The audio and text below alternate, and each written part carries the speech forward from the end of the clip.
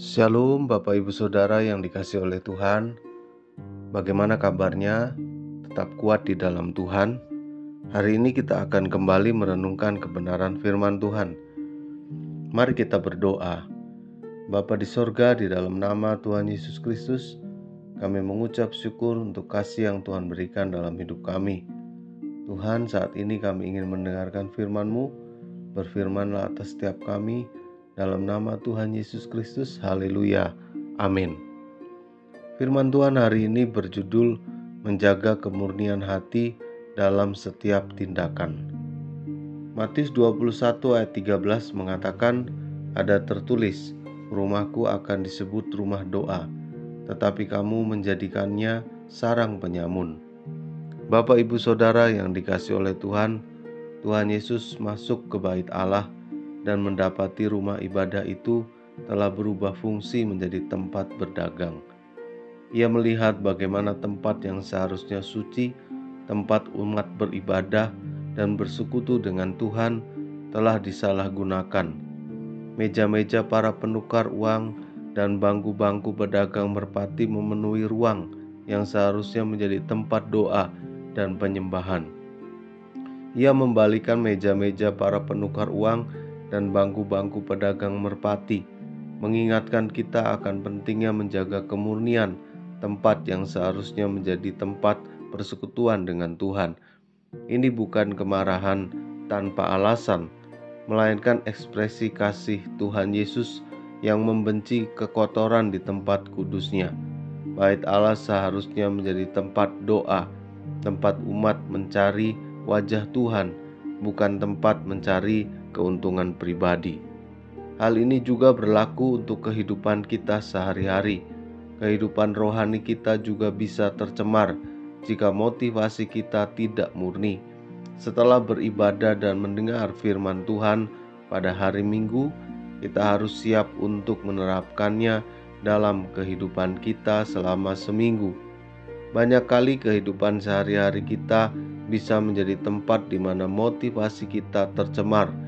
Rutinitas pekerjaan, interaksi dengan orang lain, dan berbagai tuntutan hidup bisa membuat kita lupa untuk menjaga hati kita tetap murni di hadapan Tuhan. Ketika ibadah kita menjadi rutinitas sosial, pekerjaan kita sekedar mencari keuntungan pribadi, atau pelayanan kita menjadi ajang pencitraan, maka kita seperti mengubah rumah Allah menjadi tempat yang bukan lagi kudus. Kita bisa terjebak dalam rutinitas yang tanpa hati, di mana tindakan kita lebih berfokus pada apa yang dapat kita dapatkan, bukan pada bagaimana kita dapat menyenangkan hati Tuhan. Tuhan Yesus rindu untuk menyucikan hati umat-Nya.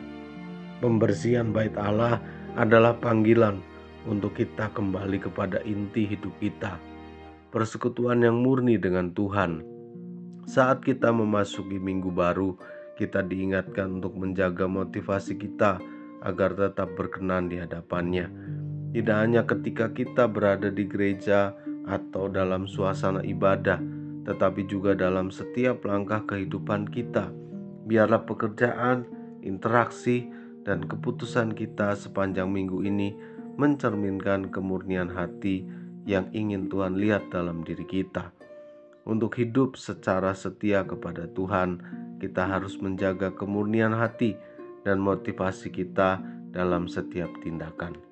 Jadi kesimpulannya, menjaga kemurnian hati dalam setiap tindakan adalah yang dikenan Tuhan, yang Tuhan kehendaki dalam hidup kita. Amin.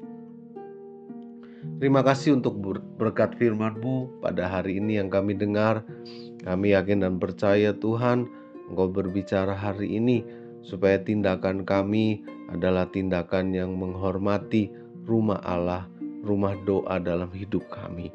Berkati para pendengar dimanapun mereka berada, supaya keputusan hari ini adalah semuanya dari Tuhan. Berkati yang sakit Tuhan sembuhkan, yang lemah Tuhan kuatkan, yang berulang tahun berikan sukacita damai sejahtera di hari istimewa ini.